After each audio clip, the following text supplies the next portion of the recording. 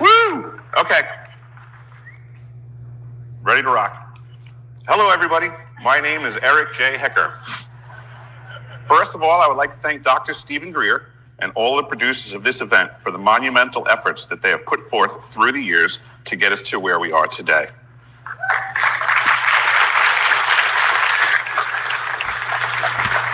Next, I would like to put my readers on.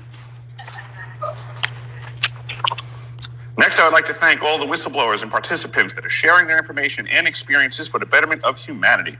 It is not easy to get up in front of such an audience and say the things that we are saying.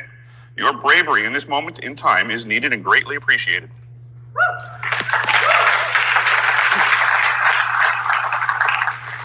Also, I'd like to thank all the attendees who took the time out of your life to come here and support the disclosure movement.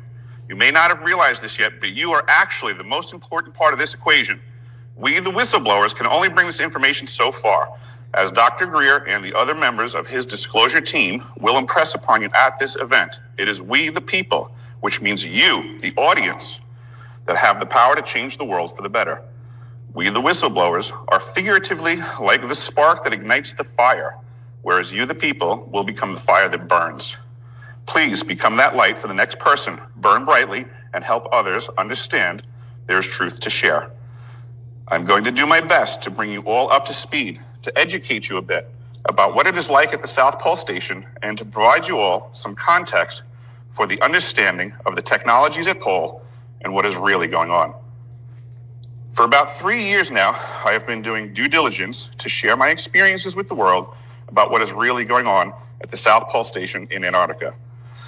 In the year 2010, I had the benefit of gaining a contract with Raytheon Polar Services to support operations at the South Pole Station. During my summer season at Pole, I performed well enough to gain a second contract for the winter over season of 2011 as well. In total, I spent 366 continuous days on the continent of Antarctica, with 365 of them being at the South Pole Station proper, which you can see right dead center of that map right there. I intend to explain to you, the people of the world, what it is that I witnessed, experienced, and eventually figured out was really going on at the South Pole Station. My motives for this are quite simple. Much like Dr. Greer, I have come to realize that things are not always as presented at face value. As many of the whistleblowers here giving their testimony today have experienced themselves, there's much more going on than that has been presented to the general population of the planet. Many of the factions on this planet that are battling over the technologies that have been hidden for eons would like you to believe that humanity is not actually prepared for the truth as it is. But I differ from their opinions. I believe that history has shown us that humanity is ever resilient, ever adaptable, and always ready for the truth. I'm here to offer you an angle of observation that most will never have a chance to see for themselves. It has oftentimes been said that discernment comes through experience.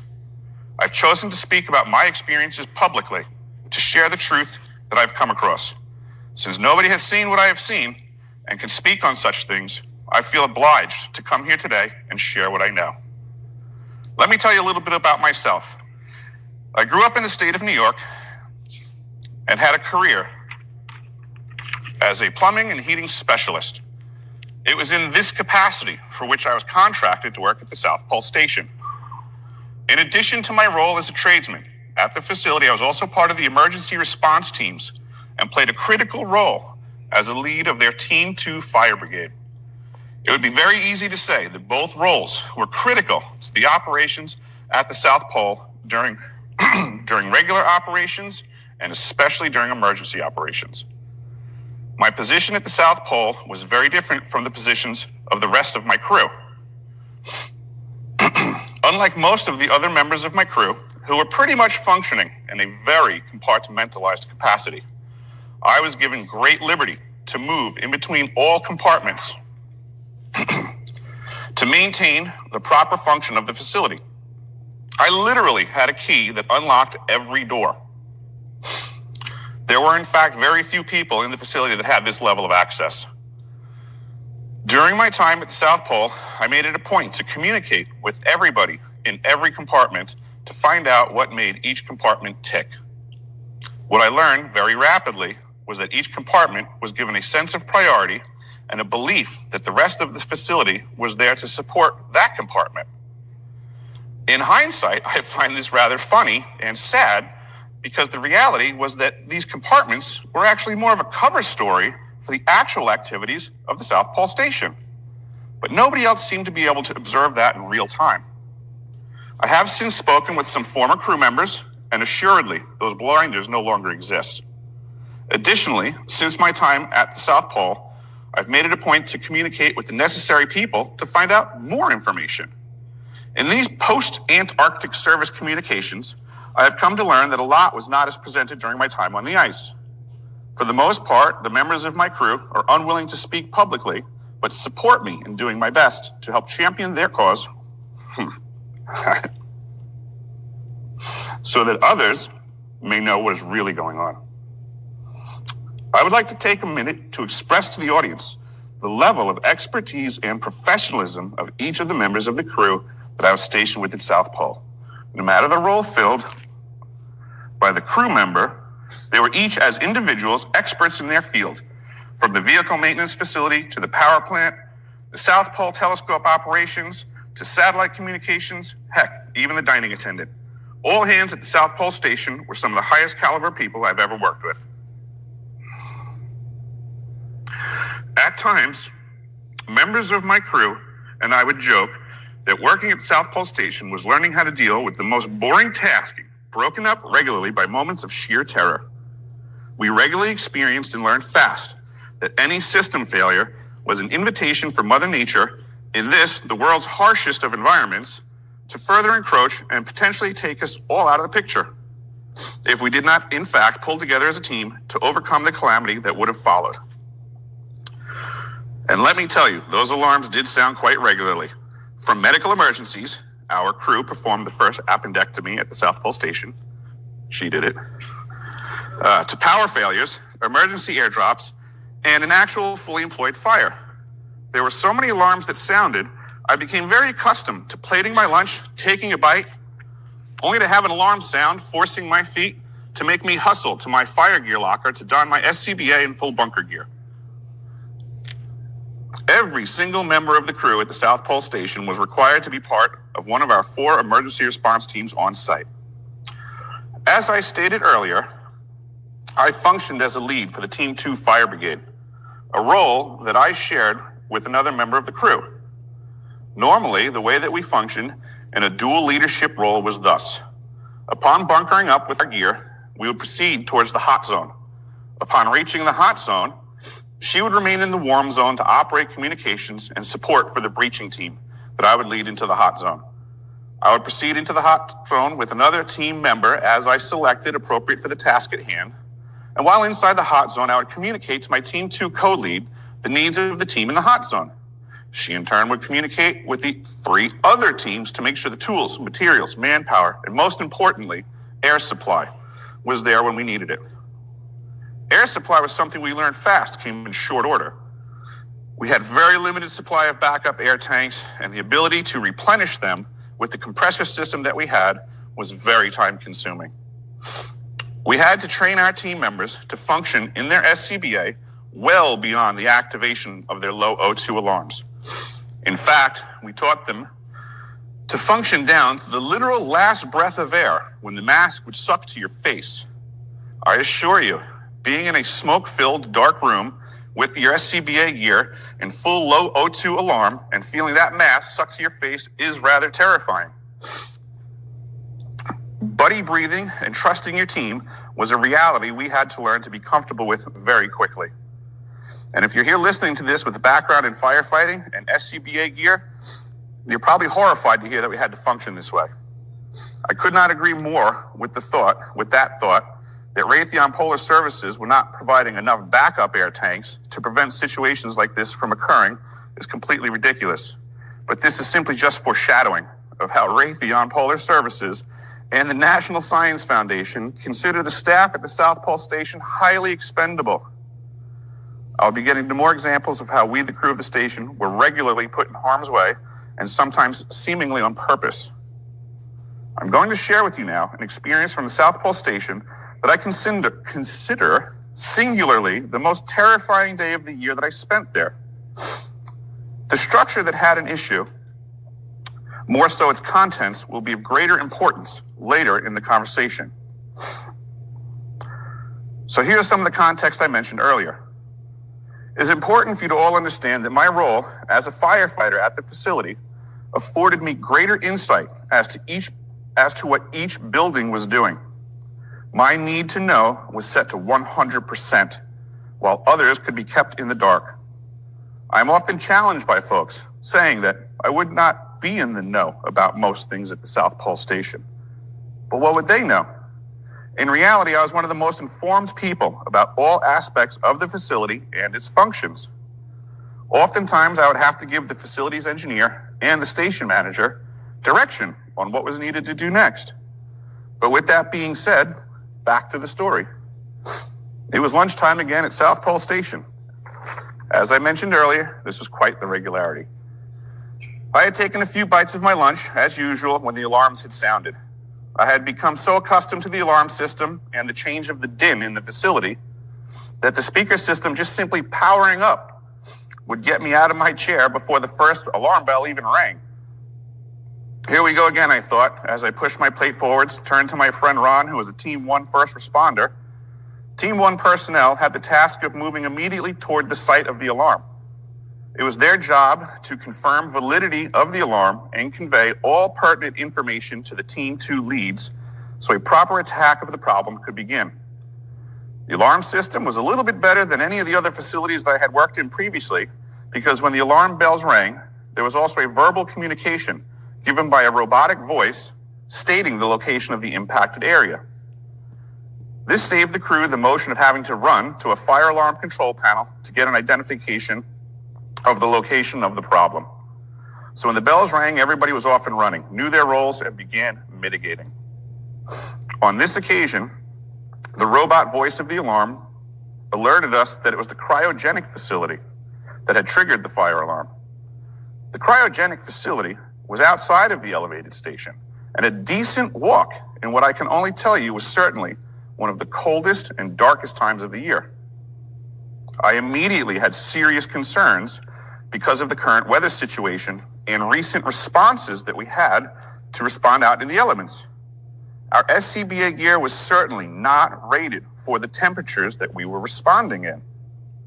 System failure of our gear and field repairs were quite common. My co-lead and I raced to our gear lockers and began the process of dressing each other.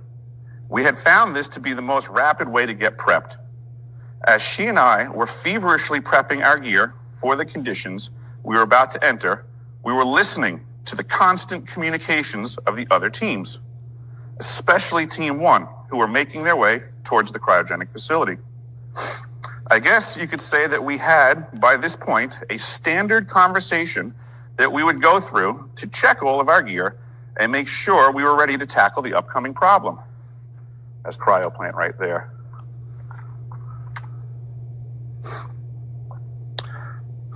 Let me take a minute to bring you up to speed on what you need to know about the cryogenic facility. The South Pole telescope utilizes chilled helium pumped across its focal plane to assist in its ability to observe the cosmos. In fact, the temperature of the chilled helium across the focal plane of the South Pole telescope is only 1/4 of a degree above Kelvin, which is about close to absolute zero as you can get in zero molecular motion. In the cryogenic facility, there's close to 500,000 gallons of helium being stored at 4 degrees Kelvin. In regards to my need-to-know basis for this facility, I was informed that this stored volume of helium in an uncontrolled release would expand at a rate of 450 to 1. I was told that it would be like a hydrogen bomb going off. I was also informed that the blast radius of such a release would most likely take out a large portion of the South Pole elevated station, including what would have been our emergency quarters. that we would fall back to in case of most other catastrophes. All this information was running through my head as I charged towards the gear locker and was actively gearing up with my co-lead. Now, I must admit that prior to this, there were many fire alarms activated that we responded to, but there was not actually an employed fire. We'd become quite comfortable with getting all dressed up and nowhere to go as the Team 1 responders would show up on scene to find some fried wire that put off a puff of smoke and triggered a very sensitive alarm system. At that point, we would stand down the Team 2 response. But unfortunately for this event, we would not be so lucky. Back at the gear locker, my co-lead and I were going through our usual routine and checklist when the LMR radio crackled on with the panicked activity of the Team 1 responders. Team 1 to Team 2, be advised, there's a fire at the cryogenic facility. My heart stopped. I lost my breath. My colleague and I ceased communicating. Our hands kept moving as we assembled our gear, understanding all too well the problem we were headed to. The radio fired up again. This is Team 1. We're falling back to set up a security perimeter, as was the standard to keep everybody else out of harm's way as the Team 2 attackers moved towards the problem. The rest of the Team 2 fire brigade would be setting up in a warm zone, quite a distance from the actual fire. This was a very unfortunate set of circumstances. In silence, we rapidly finished gearing up. Now, many of you may have already surmised that the environment at the South Pole, in the wintertime especially, is not the environment that you can fight fires with water. We had to undergo very special training to learn how to fight fires as extinguisher teams. It's a very different method. We each grabbed 2 fire extinguishers, slung them over our shoulders, and headed out of the door at what is called Destination Zulu, or DZ for short. Descending the stairs, we made it down onto the ice and proceeded towards the cryogenic facility. The cold, dark silence only being broken by the sounds of our feet squishing and cracking the ice beneath them. There was absolutely nothing to be said.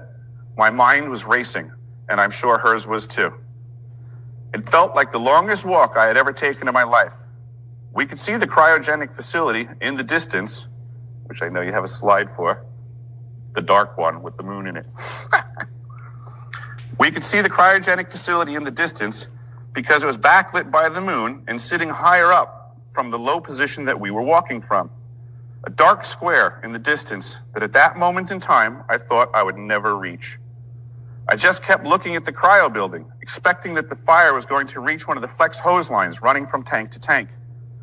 I was told that those were the weak points of the system, that if a leak was to occur by fire or any other means, the catastrophic discharge would be almost instantaneous. Every step I took, I stared at the building. I could imagine the walls bulging outward, with flames coming out of the seams, followed by seeing the walls blasting out in every direction at Mach 12 for the fraction of a second we would have to live if this all went wrong. We did our job and made it across the ice to cryo. Breaching the door of the lower level entry where the fire was reported, we were met by a wall of dark black smoke. Rapidly ascertaining that the source of the fire was an out-of-control hot air furnace, we extinguished the fire and reported back to the incident commander. Team 2 to incident commander, fire's out. Please send relief. Disaster had been averted, and my co-lead and I now communicated to each other that we were both pleasantly surprised to still be alive. The only thing we had left was to get ourselves back to the elevated station, hopefully without damaging our SCBA gear. Well, there was also a hot air furnace that needed to be replaced, but that was the role for the facility's engineering, maintenance, and construction team, a different hat that I got to wear. I would make that repair in the following days. Now that I've given you one example of how I've had substantially more insight into the facilities at the South Pole Station, please understand, I have many more examples to show that I was one of the most informed personnel at the facility. It is only for the sake of brevity, there being much information by many to be shared this weekend, I'll pass on providing more examples at this point in time. In 2010, when I arrived for the summer season at the South Pole, I was, of course, given the same lines of information, or misinformation as it may be, that was given to everybody else and the general public about what was going on at the station. At this time, interestingly enough, excuse me. At this time, interestingly enough, both the elevated station and the ice cube neutrino detector, shown right here, were transitioning from their construction phase to operations and maintenance. The elevated station being simply the new living quarters for the crew. The ice cube neutrino detector, on the other hand, was a much bigger deal. It was, and I believe still is, the world's largest telescope. Similar in physical arrangement to the HAARP facility in Gakona, Alaska, but different in insofar as the facility in Alaska is on the surface only and provides length and width to its array structure. But the ice cube neutrino detector at the South Pole Station also has depth because it sits atop the ice, which is at 9,300 feet of actual elevation. In this depiction, you can see there's showing the bloom of the domes underneath the ice there. So in addition to length and width on the surface, the extra sentence there, sorry. This is where the term ice cube comes from. The overall dimensions of the array are approximately 1 kilometer by 1 kilometer by 1 kilometer. The presented purpose of the ice cube neutrino detector is to detect neutrinos. Let me explain the process of neutrino detection. The colored dots illustrate the pattern of holes. Actually, that was the other slide, if you have that one, where it was on the surface. The colored dots illustrate the pattern of holes and season in which the holes were drilled in the ice for the placement of the neutrino detectors. Ice Cube is comprised of 5,160 digital optical modules suspended along 86 strings embedded in the cubic kilometer of ice beneath the South Pole. It detects neutrinos through the tiny flashes of blue light called Cherenkov light, produced when neutrinos interact in the ice. There are 275 physicists in 12 countries and 48 institutions collaborating on this science. That's the surface right there with the top corner. You see the neutrino lab, and that's in the center of an ice field, and the dots on the ice represent all these different strings that have depth going down where the DOMs are connected. A neutrino is considered an almost massless or massless particle moving at close to the same or more than the speed of light. This is what I was told at the time that I was there. The purpose of the detector was to find answers to clarify these postulations and more. The way that the detector would do this would be by utilizing what are referred to as the DOMs, the digital optical modules. There was a central building above the ice that all the DOMs were wired back to, and information was processed accordingly out of this central location. This was referred to as the Ice Cube Laboratory, but this building sat atop the ice, and the DOMs were embedded in the ice surrounding it. The way that they got the DOMs into the ice was by utilization of a steam shot into the ice by long hose reels and nozzles lowered deep into the glacier below us. Each tube that was hollowed out would have a cable lowered down into it with many DOMs attached to it. The DOMs were each approximately the size of a basketball. Once the DOMs were placed inside the tube was filled with water again, and the DOMs were frozen into place. So, here's how it goes.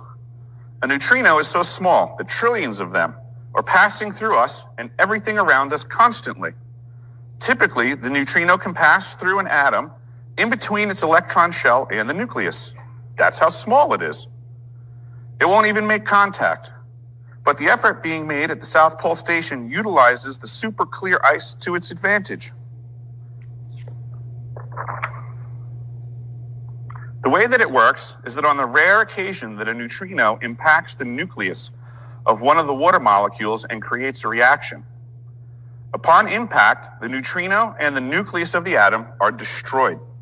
A blue flash of light is emitted and a muon is created.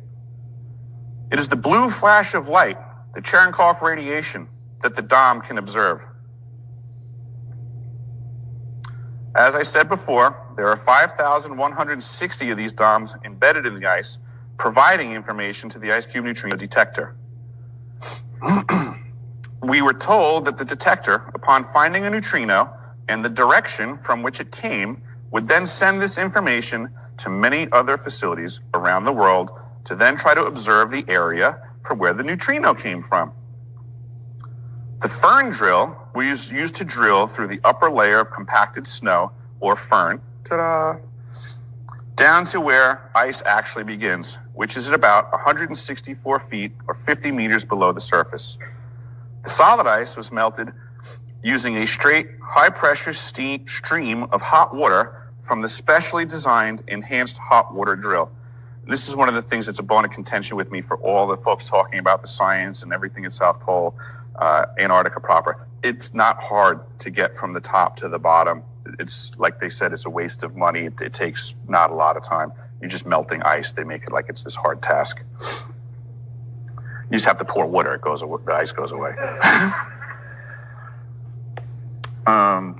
Now that we have that cover story out of the way, let's get down to the brass tacks of what the ice cube neutrino detector is actually doing. I have provided documentation to Dr. Greer and his disclosure team, and now a whole bunch of investigators with the government. So let's hopefully that goes somewhere. That shows that each of the DOMs embedded in the ice is not simply just a passive receiver, but can actively transmit at up to 2,047 volts per DOM. Through my research and communications with both people from the South Pole Station and the outside community, I've come to learn that this makes the facility the world's largest phased array transmitter. I'm going to repeat that so that you hear me clearly. The Ice Cube neutrino detector is in fact the world's largest phased array transmitter. That makes it the world's largest multifaceted directed energy weapons system. I think it's important for people to understand that we are at a new level of technology, previously unbeknownst to most of mankind. Besides the manifold ways this system can and is used for good purposes, as the scientists before me mentioned, there's good and bad for this. It must also be understood that this device and other devices like it can do harm in many ways. As an example, when this detector was initially fired up,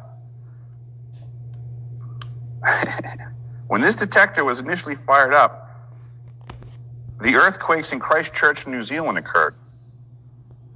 It was certainly an accident, not intended. Friendly fire, so to say. It took the operators of the system a couple of tries to get it dialed in correctly. DOM stands for digital.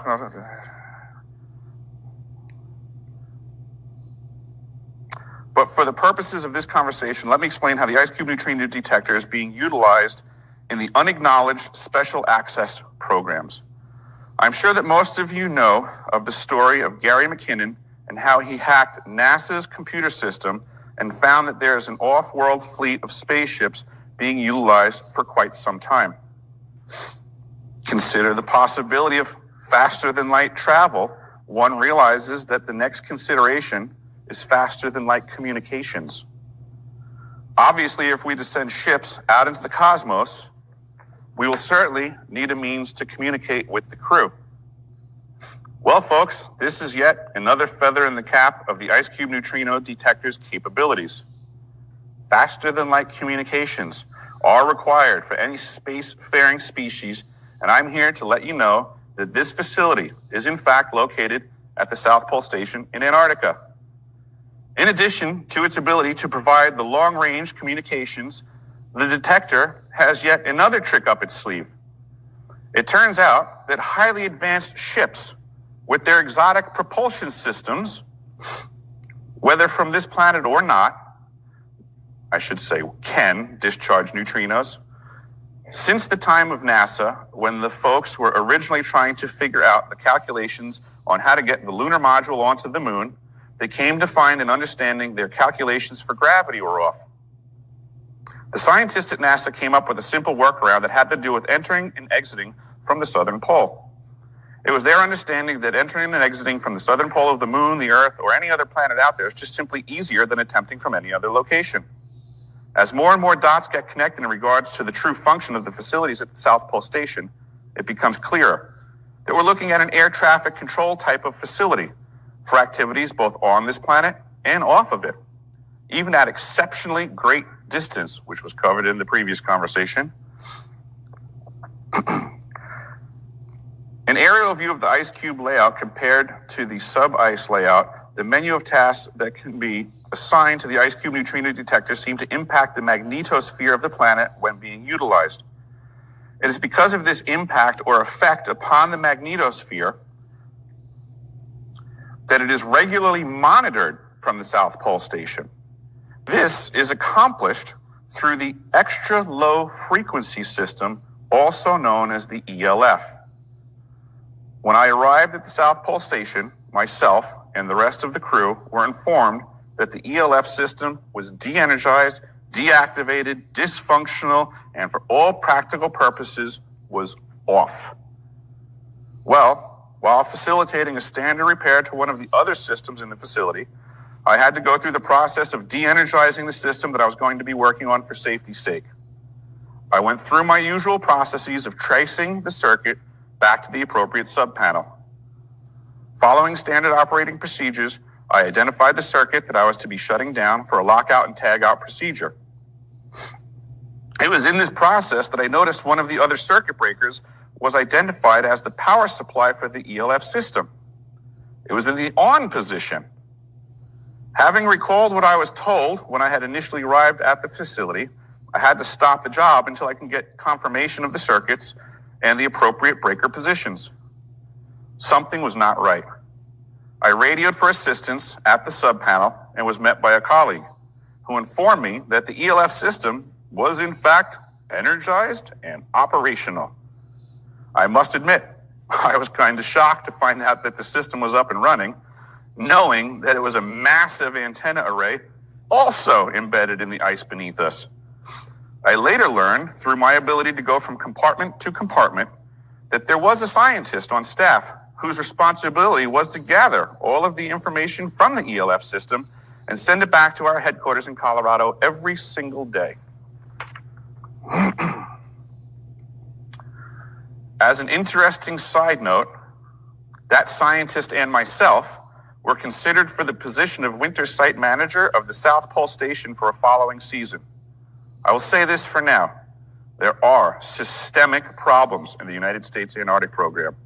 So much so that they reached out to me in hopes I would assist in mitigating the problems. My offered resolutions were much less politically correct than those of my scientific colleague. The scientist got the position, not me. Another facility that I need to draw your attention to, which was the big blue building, arrow.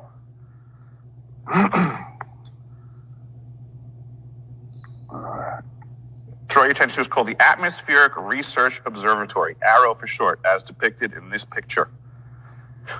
The ARROW facility is sometimes referred to as the Clean Air Facility or sector. In this facility and area, it is this facility and area that causes all the confusion about what is commonly referred to as a no-fly zone at the South Pole Station. Everybody's heard this. Oh, no-fly zone. There's a hole in the ice. They don't want anyone to see it. For clarification, travel on the surface of the ice in the air, travel on the surface of the ice or in the air below a floor height of 8,000 feet is what is prohibited. So any pilot knows, you can look on your charts and stuff like that, and it has a no-fly zone listed, and it just makes you look into the key and find specifics. So what they're really talking about is that this facility here prohibits flight from going as lower than 8,000 feet. So everybody has to stay up high so nothing is hidden. There's no hole there. Might be somewhere else. This prevents the air in the vicinity of the ARROW building from being contaminated. What this does not prohibit is a clear view of the entirety of the area of the South Pole Station. Remember that fact the next time you hear folks claim that they're hiding things by means of a no-fly zone. This is simply not true. What is true about the Arrow facility is that on many occasions, I was privy to seeing a green laser beam firing out of the top corner of the building, going vertically up and out into space. I believe it was your slide that you had, Michael, that had a Russian building indicating something coming out of it, and that kind of shook me a little bit because that's what I witnessed at the South Pole, was this laser beam. At the time, I was told that this was part of the science being performed. But since my time on the ice, I have come to learn new things. Back to the cryogenic facility and the chilled helium. I have since learned about chilled helium being what is known as a superfluid. Superfluids are being used in new cutting-edge science, especially in the field of chemical lasers. Lasers like the one shooting out of the Arrow facility. I have also learned that green lasers specifically, unlike reds, blues, whatever colors, require god-awful amounts of power to fire for any great distance or time. I watched this thing fire for very long periods of time. What you're looking at right here, I would have to walk to that building in the dark, in the wind, in the wintertime, and out of the, well, basically where you see that thing sticking up out of the back side of the building was the general area that the laser would come out of. And it was a sustained burn, I guess you would say. That thing just fired and just stayed on the whole time that I was walking. So what the science folk that I had communicated with, they basically said, it takes a god-awful amount of power just to have these green lasers just fire for a fraction of a second. Takes a lot of power, and this was sustained.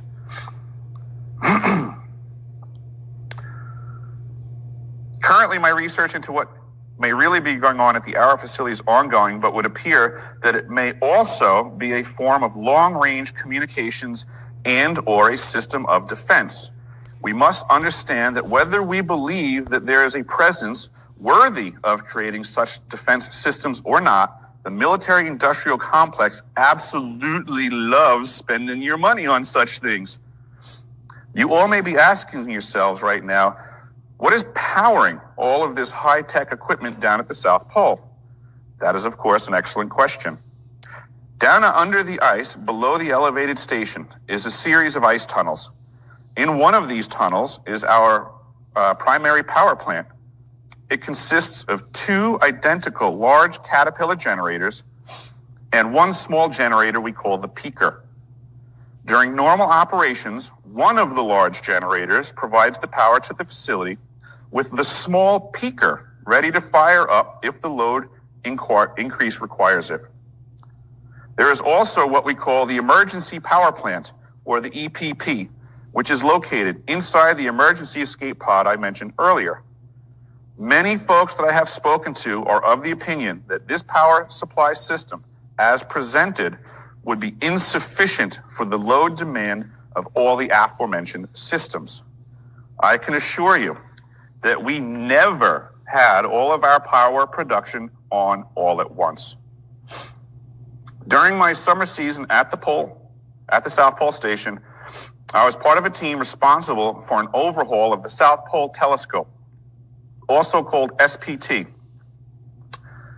South Pole Telescope, the Ice Cube Neutrino Detector, and a third facility referred to as MAPO were all located out in what was called the dark sector. These three facilities would have been the closest to what was referred to as Old Pole, the original installation of the first winter oversight constructed in 1957. The Arrow facility, also being a distance from the elevated station, was located on what would have been the opposite end of the original Old Pole facility. That would make all four of these facilities practically close enough to Old Pole to connect if there was anything remaining to connect to, like a power supply. While working at the South Pole Telescope, I'm going to pause there for a second before I go. In regards to the power supply, I don't know if I brought this up in here or not. I've been talking to so many people. The U.S. Antarctic Treaty is like all kinds of other legalese. It's my belief that we actually had a reactor at the Old Pole prior to the start of the Antarctic Treaty, and therefore could be simply grandfathered in, upgraded, or replaced with any other exotic form of power supply, that if it's not prohibited by the legalese of the treaty, then it's tolerated. While working at the South Pole Telescope, I overheard many conversations from the scientists. One of the conversations I was fortunate to hear was about when the South Pole Telescope was originally constructed.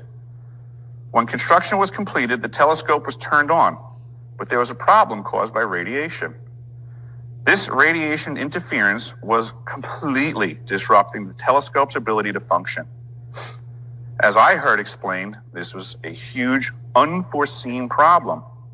After much effort, the source of the radiation was located and found to be coming from below the ice, moving upward. Teams of scientists then, of course, made calculations to try to figure out what to do to mitigate this radiation. It was decided that special shielding would be installed around the base of the South Pole Telescope to prevent the radiation from negatively impacting the sensors at the SPT. The shielding was ordered and delivered, but at the time that the installation was to occur, a new question arose. What will we tell everybody the shielding is shielding them from? At that point, the scientists went back to the drawing board. A new plan was drawn up and put into action. It turns out there was now a way to create a software filter, so to say, that would remove the interference caused by the radiation. So the new plan was adopted, the shielding was put into long-term storage out on the berms, and was still present to the last day that I departed. The facility and the people operating inside of it and about it are to this day still being hit by the radiation that they do not know exists. It is my understanding that the old pole facility, built in 1957, is now under the ice, was somehow able to get itself a nuclear power supply prior to the application of the restrictions to such power supplies by the Antarctic Treaty. Folks should also consider that if there are exotic power supplies available for use that are not expressly forbidden by the Antarctic Treaty, it is game on and to the peril of the local crew. Now, when it comes to actual forbidden zones, the facilities of the old pole are completely off limits to everybody, including the local polies. That is not to say that there have never been any unsanctioned visits inside this supposedly abandoned facility. In fact, there were so many rumors of people breaking the rules through the years and entering the off-limits old pole buildings that in my summer season of 2010, a demolition team was brought in to collapse the facilities into the ice for all eternity. So they said. As the official story goes, a heavy equipment operator was working his machine over the buried facility when his equipment plunged down into the ice. Another vehicle that was part of the rescue also went down into the ice, we were told. Therefore, it was decided that this area, that is way far away from most, if not all, of the South Pole Station's activities, must be demolished in order to keep everybody safe. We all gathered on the final days of Old Pole and watched as the demo team detonated the explosives and ice went flying sky high. It was quite the show, and I'm really emphasizing the word show. The story about the vehicles punching through the ice is weak at best. I have shared with Dr. Greer and his disclosure team a map that I possess that shows where the vehicles were at in proximity to the old pole when they went through the ice. They was nowhere near it. It would appear the safety issue was wholly manufactured. I am certain there is more to discover in researching that direction. I think the topic of what is really going on at Old Pole is also paramount to all this research we are discussing this weekend. But I am currently limited on how to speak on this topic only by my personal decision to protect the names of other coworkers from Pole that I've lost contact with and have been unable to confer with on how to move forwards. In the meantime, for those interested, a former colleague of mine from the summer season wrote an amazing tale of total fiction on the misadventures of some South Pole folks that one day decided to visit Old Pole before it was demolished. The book is called Heller's Tale, an Antarctic novella by David Pablo Cohen. It is a wonderful read, and it sure does bring back memories for me. Now, if you've ever happened to read this book before and you're asking yourselves, I wonder if the main character, Andrew J. Heller the welder, is really Eric J. Heckler the plumber, I will simply tell you that the author clearly states in the pages that this book is absolutely not based on any persons or reality. Next topic. But still in the vein of what the heck are they all worried about, I mentioned earlier an area known as the berms. This was the long-term storage area that $2 million worth of shielding for the SPT was stashed at, because we don't need to do anything but waste money on shielding, right? Those berms were simply palletized gear stacked out on the ice. It was during my summer season that the logistics team was tasked with reorganizing and generally getting the berms dialed in better than they'd been attended to for quite some time. There was all kinds of stuff being found out in the berms. On one day, the body of a dead skua bird was found, and boy, did that cause a commotion. There were not supposed to be any birds near us, and the science folks were baffled. But on another day, some large compressed gases tanks, A-tanks, big guys. For those that are familiar with such things, were found out in the berms. These tanks caused an absolute uproar throughout the station. As it turned out, the contents, which I totally cannot recall the name of, were considered to be extremely toxic to all forms of biological life. We were told it was left over from a previous science experiment. We were also told that this stuff was so toxic that even the slightest leak from a tank would wipe us all out and any biological life forms for hundreds of miles. So it was decided these tanks needed to go. But as it turns out, the Air Force refused to transport these toxic tanks. We were told they were so potentially dangerous that even the Air Force had no known safe way to transport them. So out on the berms they stayed. We put black flags around them, which was the universal sign at the South Pole Station for danger. We were all informed to stay away. I rode past them regularly on snow machines when hunting for materials from the berms. It was way creepy. Considering there is no biological life naturally for literally thousands of miles, it always made me think that we were once again being lied to. I think that the United States Antarctic program is afraid of something. I think they could have transported it out but chose not to. I think they have backup plans for backup plans. There appear to be weapons and more at the pole for something that they do not tell us about. I am not saying we need to be afraid. I am just pointing out that they are afraid. And they do invest in alleviating their fears. It appears to me they have a fail-safe plan that would kill any and all biological life on the entire Antarctic continent if they deem that necessary. What they are concerned about, I have yet to discern. But I do know that it would wipe out the entire crew for sure. Now on the topic of the safety of the crew. I am furious with Raytheon Polar Services for how I saw them treat my crew. I would need another whole hour to discuss that topic, but due to the discussion, I must say this. These new technologies that are being used are without a doubt negatively impacting the crews that work there. I have met with former crew members, both from my team and others. Havana syndrome is real, and I know of at least 6 members of my own crew that are suffering the symptoms, myself included. Again, most are unwilling to go on record about this, but I will provide you this information since it was made public during my time at the South Pole Station. Renee Nicole Dusseur was my winter site manager. I believe I have a slide with that one. The reel. Renee Nicole Dusseur was my winter site manager. During our winter stay, she fell ill. So ill that she was demanding an emergency evacuation. That's me on the left and Renee on the right. During our winter stay, she fell ill, so ill that she was demanding an emergency evacuation. That was not possible at the time, and I know this because she was in charge of explaining that to us when we volunteered to be winter rovers. This story actually made the news all over the place in 2011. She was all over the news trying to get evacuated. But she was so concerned for her own well-being that she contacted the news media, and this became an international conversation. She claimed she had a stroke. I bet she thought she did. There was not adequate equipment at the pole to make such a diagnosis.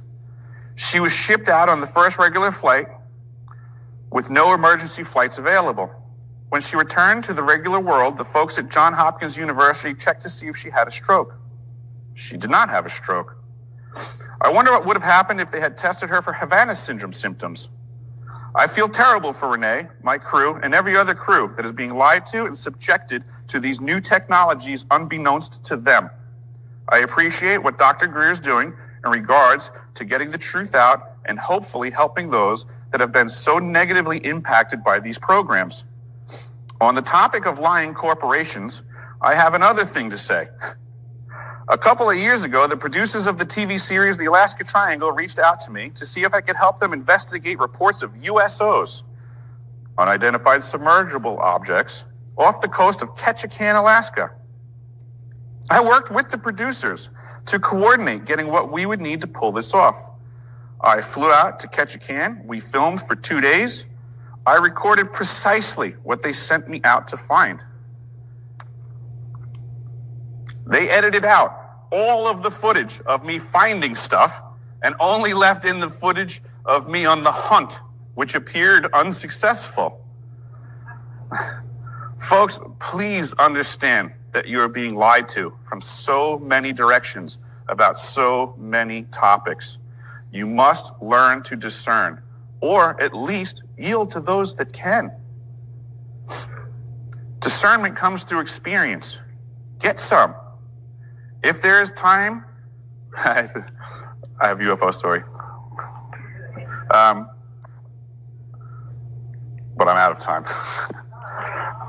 I see it clocking down.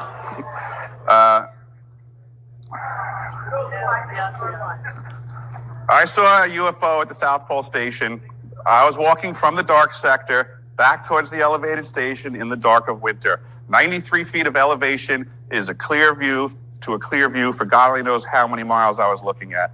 Clear as day, I saw the biggest fireball I could possibly imagine rip across the entirety of that horizon line like that. Pin straight. It didn't go from up. It didn't go down. It didn't make any other motion other than completely straight, completely fast. The biggest fireball. I can't explain what I saw, but you cannot convince me that it wasn't a controlled flight path. Too fast, too straight. Or it was the biggest meteor that never hit the planet and everyone missed it. But what I would like to say is that I want to thank you to Dr. Greer, his disclosure team. Thank you to his wife, Emily, who I am sure Dr. Greer would agree does a lot behind the scenes for all of us to be more informed. And thank you to my crew from the winter of 2011. That's it.